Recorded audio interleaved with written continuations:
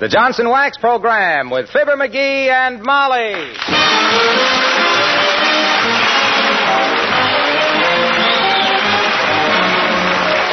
The makers of Johnson's Wax Products for home and industry present Fibber McGee and Molly with Bill Thompson, Gail Gordon, Arthur Q. Bryan, and me, Harlow Wilcox. The script is by Don Quinn and Phil Leslie. Music by the King's Men and Billy Mills Orchestra.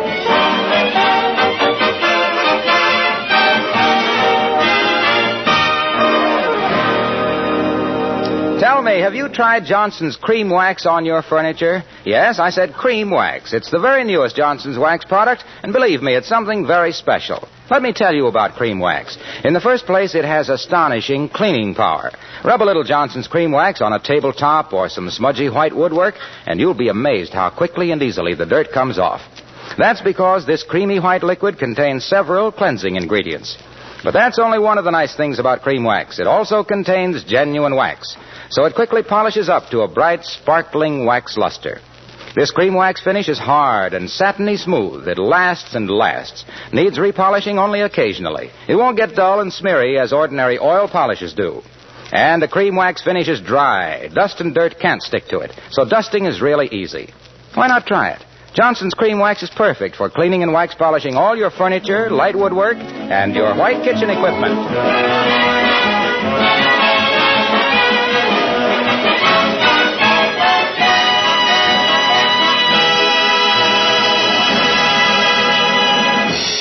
Leaving a restless man like Mr. McGee alone in a house is like turning a child loose in a fireworks factory with a box of matches.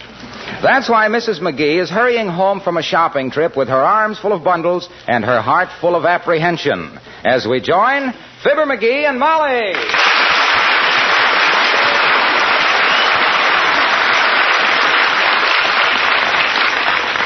Oh, I suppose it's silly worrying like this. He doesn't have to get into trouble every time I leave. But he always does. The last time I left him alone... Oh, McGee, dearie, I'm home. McGee, where are you? McGee? Is that you, Molly? Come on out in the kitchen. I got a surprise for you. Oh, no, not again. Heavenly days, my kitchen. What happened? Did the stove blow up? What do you mean, did the stove blow up? Can't a man do a little cooking without a lot of nasty comment? Well, I hate to seem critical, dearie, but I haven't seen so many disgraceful-looking pots since the fat man's race at the Elks picnic. What are you making? Shrimps McGee. I beg your pardon? Shrimps McGee. It's an old family recipe I found in the attic. My grandmother brung it east in a covered wagon in 1849. The covered wagons went west, sweetheart. Not with Grandma, they didn't. That old gal wasn't going to ride 2,000 miles with the sun in her eyes. Ah, touche. Huh? I said touche. Oh. That's a French word meaning pull your dagger out of my biceps. I'm bowling tonight. Well, let me see now. I better check this recipe again. Let's see now. I got the...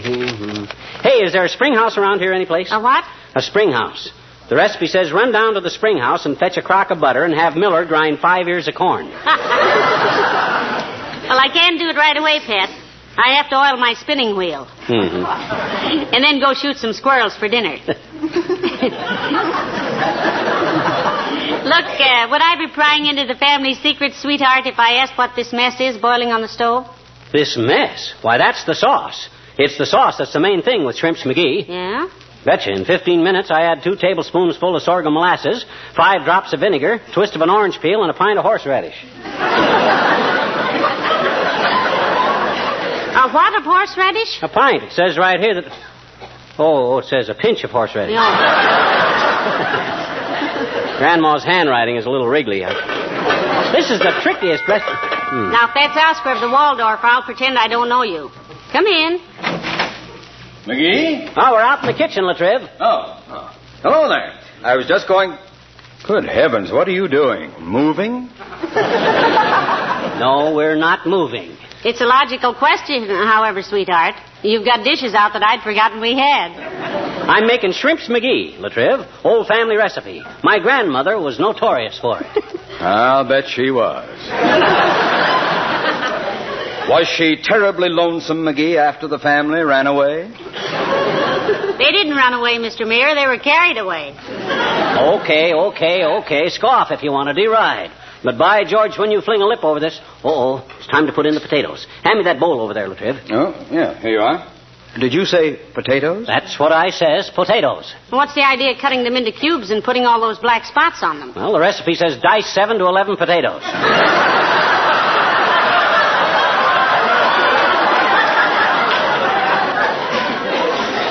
Now stand back. I don't want to splash anybody.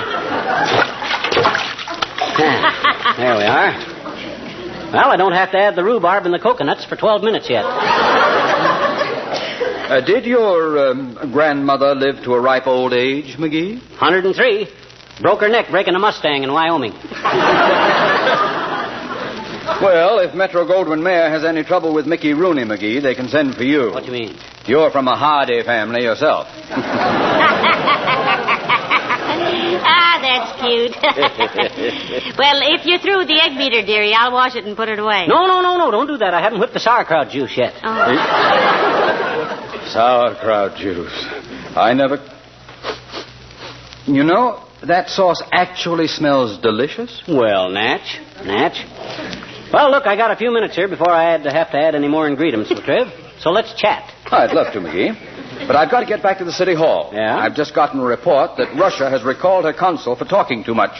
Talking too much? What did he say? Said yes. Good day.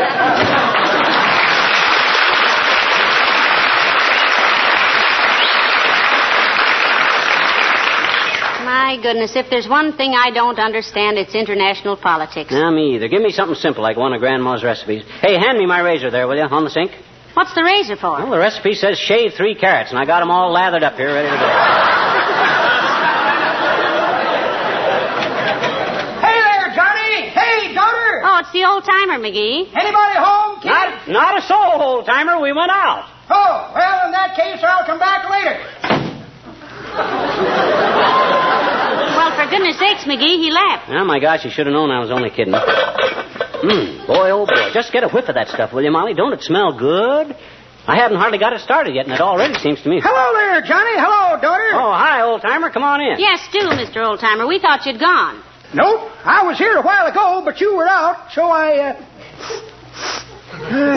what's cooking, Johnny? On the front burner. Well, himself here is making shrimps McGee, Mr. Old-timer. It's a recipe that's been handed down through his family for years. And personally, I'd hand it right back. We had something like that in our family, daughter. Yeah? It was handed down from father to son, son to grandson, grandson to nephew, and nephew to me. None of us ever cared much for it, though. You didn't, eh? What was it? Whooping cough. Well, McGee's pretty hard to please like that, too, Mr. Old-timer. I've seen him refuse to eat curried chicken because the curry comb had a broken tooth. That's pretty good, daughter, but that ain't the way I heard it. The way I heard it, one feller says to t'other feller, says... See where one of them Eastern hotels has got a device now that makes the bed, sweeps the floor, and airs out the room all at the same time. Is that so, says t'other feller. What is it, a vacuum cleaner gadget? Nope, says the first feller. 3 chambermaids. Well, I just dropped in to tell a joke. That was it. So long, kid.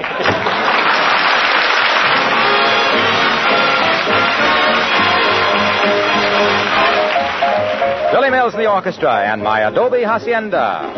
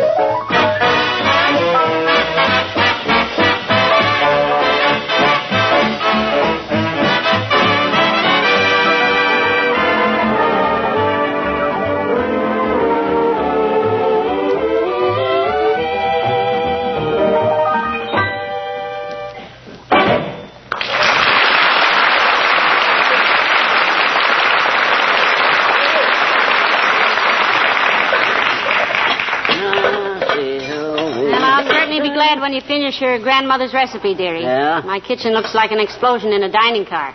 Well, Shrimps McGee is a complicated concoction, Tootsie. The only dish I know of that takes more time is acorns bordelaise. Acorns bordelaise. What's that? That's a delicacy that really takes time. Why? Well, you soak an acorn in salt water and peanut oil for 5 weeks, then plant it in rich topsoil. Yes? When the oak tree is shoulder high, you rub the bark every 2 years with nutmeg and throw away the first 6 crops of acorns. The 7th crop you store 8 months in a dry room in a white muslin bag. And then? Then you throw away the acorns, make a chef's cap out of the muslin bag, and fry yourself a manhole cover, which by that time will taste like a crepe Suzette.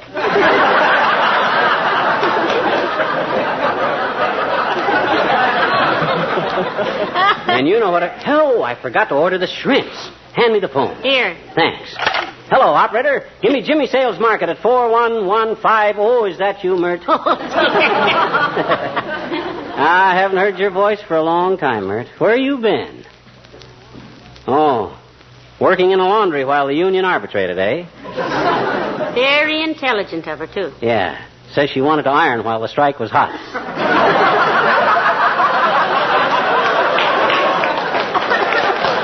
Hey, Mert, give me the market, will you? I forgot to order some shrimps, and I forgot to order some... Oh, I did?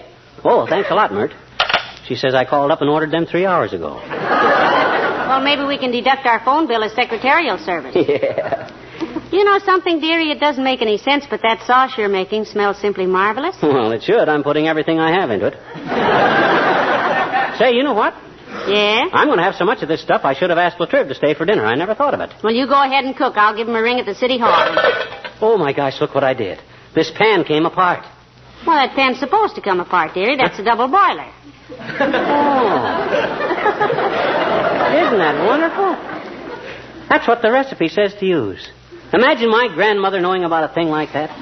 People always claimed she could look into the future. I remember one time we... Somebody at the kitchen door, McGee. Maybe the delivery boy with the shrimps. Could be. Come in. Good afternoon. I'm Mr. Wilcox, representing the Johnson Wax people of Racine, Wisconsin. I noticed that your car in the driveway is... Oh, it's you. Who'd you expect to find in our kitchen, Junior? Al Jolson with his songs of yesterday and his bank account of tomorrow?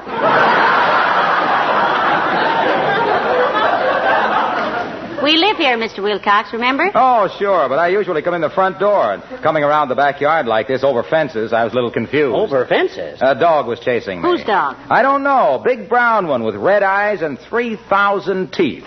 I think it was an Afghan.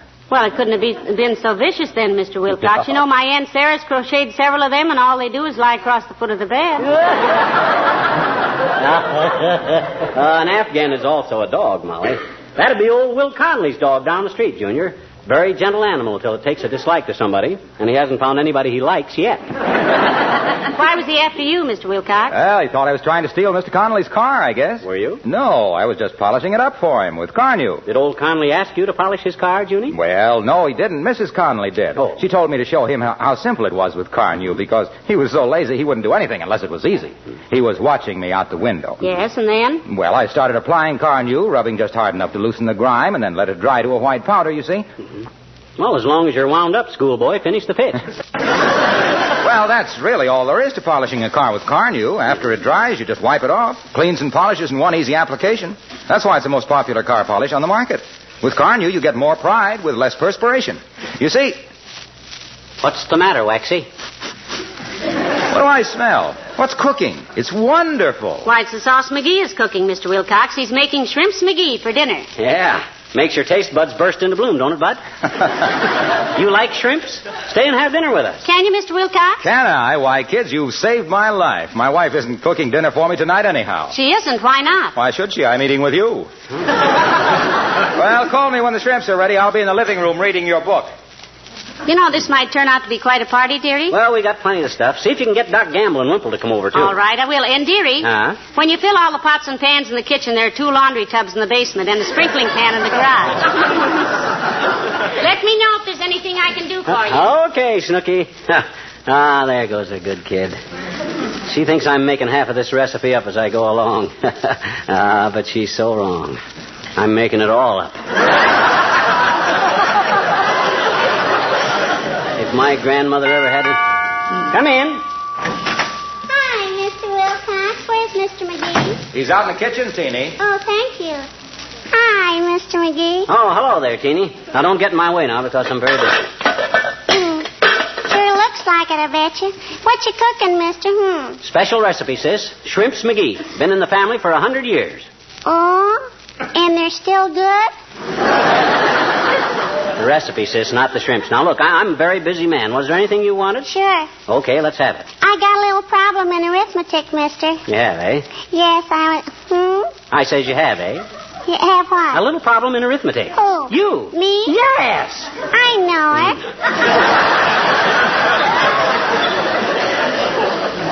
Look, mister, how much is a scad? How much is it? What's this? No, not a what's this. A scad.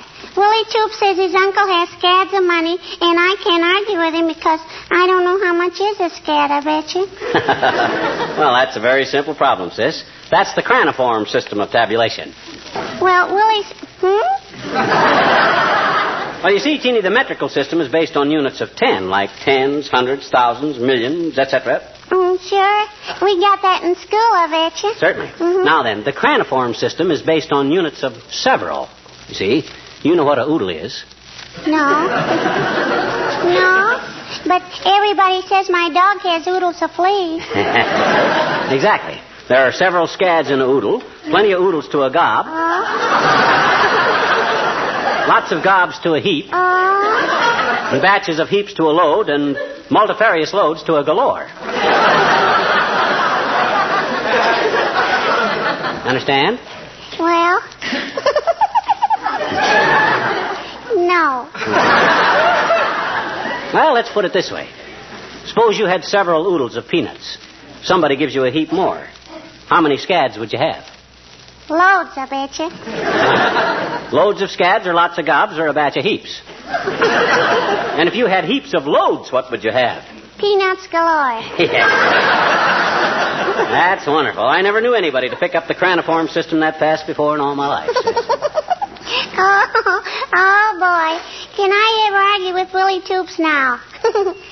Wait a minute now. How many is a galore again? Well, don't worry about that, sis. That's such a big figure, you'll hardly ever use it. Oh. Galores are used in astronomy to count the stars with. Oh, now I know. You know what? That's why they call the American flag Old Galore.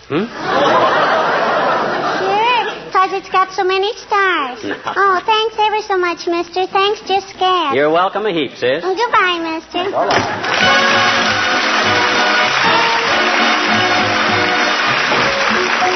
The King's Men and the Possum Song. Way down south of the Mason-Dixon, there's a man who's really fixin' to match those taters in his bin with possum meat. Shh, he's aiming his gun way up there in 6 tall, slim, slick sycamore sapling. Possum up a tree, somewhere up in one of them sapling. Possum laughing at me. Hound dog baying, nobody's saying. Possum on a limb, he done hid in one of them sapling. I'll get even with him. Get a going feet, gotta run with my gun. Beat it over yonder to the hollow. Moon is shining bright on the treetops tonight. Possum ain't far, thar yar thar. 6 tall, slim, slick sycamore sapling. Possum on the loose. He's been stealing all of my chickens. Now I'll cook his goose. Look at here now. Possum know he's in a jam. He go good with candied yam. Aim that rifle to the left, a trifle. Wham! I got him. No, you didn't. Never shot him. Can't you see? Sorry, B. Still up in that tree. Get a going feet. Gotta run with the gun. Take another bead on the critter. Moon is shining bright on the treetops tonight. Possum ain't far. Why, there we are, there. Where? Far, way up in them 6 tall SS sycamore sapling. Possum, show your skin. He's been stealing all of my chickens. To shoot him ain't no sin. Moonlight shining in my eye. Miss that possum and I'll die. Doggone moonlight, doggone eyesight. Oh, I missed that possum. I missed that possum. I missed that possum again. Dance, rat, the dance, rat.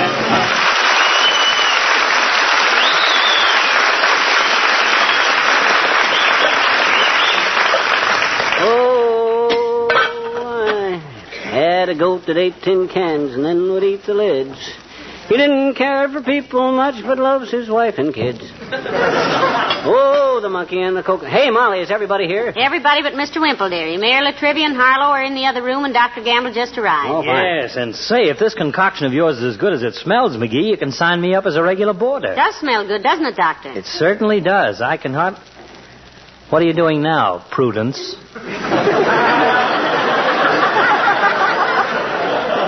I'm adding the final touch to this recipe, Nosy. It says squeeze 2 lemons, and I'm squeezing them. But you didn't cut them in two, dearie. It didn't say anything about cutting them in 2. Just said to squeeze them. When I follow a recipe, I follow it. You may be following it, but you'll never catch up with it. By the way, my dear, what's the name of this dish the little twitch puss is whipping up? Shrimps Creole? No, Doctor, Shrimps McGee. I used to make shrimps Creole, Doc, but you can't get the real imported Creoles anymore. All domestic stuff. The war, you know. Oh, yes, I know. Yeah. I was going to make some lyonnaise potatoes the other night, but lions have gone up, so I couldn't afford it. Well, let me know when you're ready for the customers. Okay. I'll be in the living room entertaining your other guests with my homespun humor. Okay, boy. Have the shrimps arrived yet, dearie? No, but I checked with the market, and the boy's on the way. It only takes 20 minutes to cook the shrimps in this sauce, huh? Oh, hi, Wimp. Finally got here, eh? Hello, Mr. Wimple. Hello, folks. I'll have this stuff ready as soon as the shrimps get here, Wimp. Just tighten your belt and loosen your teeth and stand by. My, it certainly smells delicious, Mr. McGee. It's an old family recipe, Wimp. Hey, hand me that clothespin, will you? Thanks. McGee, you're not going to put that clothespin in the sauce. Nope, I'm going to put it on my nose. I got to chop an onion. Better way to do it is underwater, Mr. McGee. I know, but I can't hold my breath that long, Wimp. You don't have to get into the pan with the onion, dearie, just your hands. Huh? Oh, yeah, in the pan. Hey, that's a great idea. You must be a cook yourself, Wimp. Well, yes, in a way, Mr. McGee. I do a lot of cooking on camping trips when I go out in the woods with my bird book. Your what, Mr. Wimple? My bird book. Do you know I saw a scarlet-tailed Pennsylvania swallow yesterday? No. You didn't. Yes, I did. Did you ever hear a swallow sing? No, how does it go, Wimp? It goes dub, dub, dub, like that. Oh, we have some really odd-feathered friends around here, folks. Like the ass-cap bird. The ass-cap bird? Yes, that perches on a telephone wire and sings, hit parade, hit parade, hit parade. I think you just made that up, Mr. Wimple. Maybe I By the way, does Sweetie Face ever go on camping trips with you? did. You mean my big old wife? Yes, her. No, Sweetie Face doesn't like camping out anymore. Mm-hmm. Not since we went up into Alaska and she got scolded by a game warden. Why? What was she doing, Wimp? Frightening the grizzly bears. And then she had a rather painful experience with some big game up there. You mean she was followed by a mountain lion or something, Mr. Wimple? No, she caught a bad cold one day when her canoe sank, and every time she blew her nose, a moose mistook it for a mating call. Heavenly days. Well, how did her canoe happen to sink? Strike a snag or something? No, somebody had deliberately punched a little hole in the bottom of it. Well, how do you know somebody did it deliberately? Oh, I know all right. Well, I'm afraid I'm a little in the way here. I'll go join the other fellows. Besides, I think I saw some stuffed dates on the coffee table. You know, McGee, I used to feel sorry for Mr. Wimple, but I'm beginning to wonder. Me too. When it comes to Sweetie Face, he has more dirty tricks than a bridge game in a coal mine. Hey, those shrimps ought to be here any minute. How many did you order, sweetheart? Oh, plenty. A whole pound. A pound? Why, good heavens, McGee, that would barely be enough for you and me, to say nothing of all those hungry men. What? Don't they swell up like beans? No. Oh, my gosh. Are you sure? No. Oh, it's too late to get any more. The market's closed by now, and Come in. I'll take it, son. Much obliged.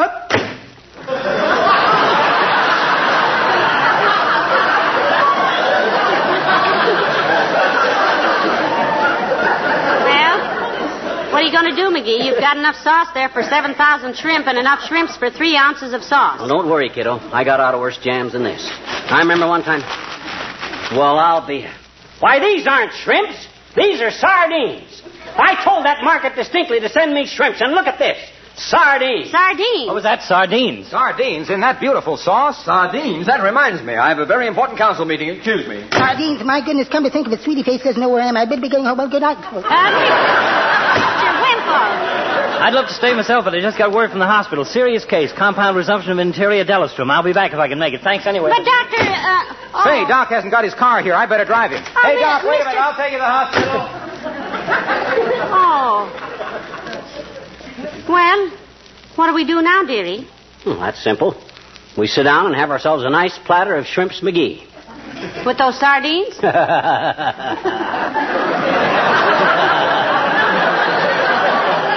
I'm no fool, kiddo. These aren't sardines. These are shrimp. And you were right. There's just enough for the two of us. What would Madame like for an appetizer?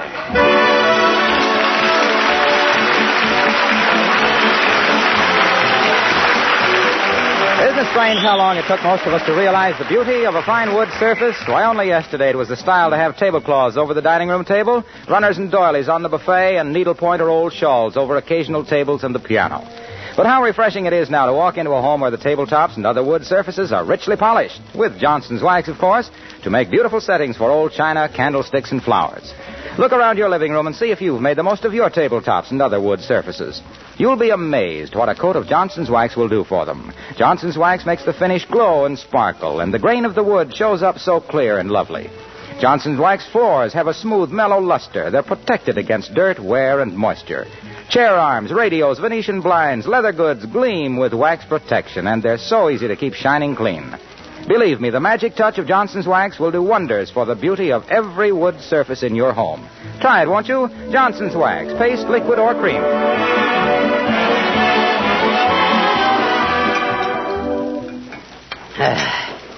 Yeah, that's the last of it, kiddo. Not bad, eh? Best shrimp I ever ate. Yep. I'd like to propose a toast, dearie. Whom to? To your grandmother. Oh. May she rest in peace and in the knowledge that the McGee tradition of culinary perfection is being carried on. Thank you. May I ask one question? Pray do. Where do we keep the bicarbonate of soda? I have it right here. Oh, good night. Good night, all.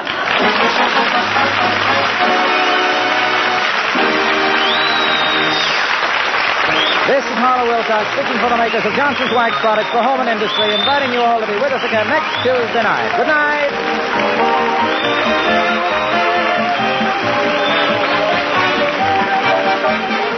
This is NBC, the national broadcast.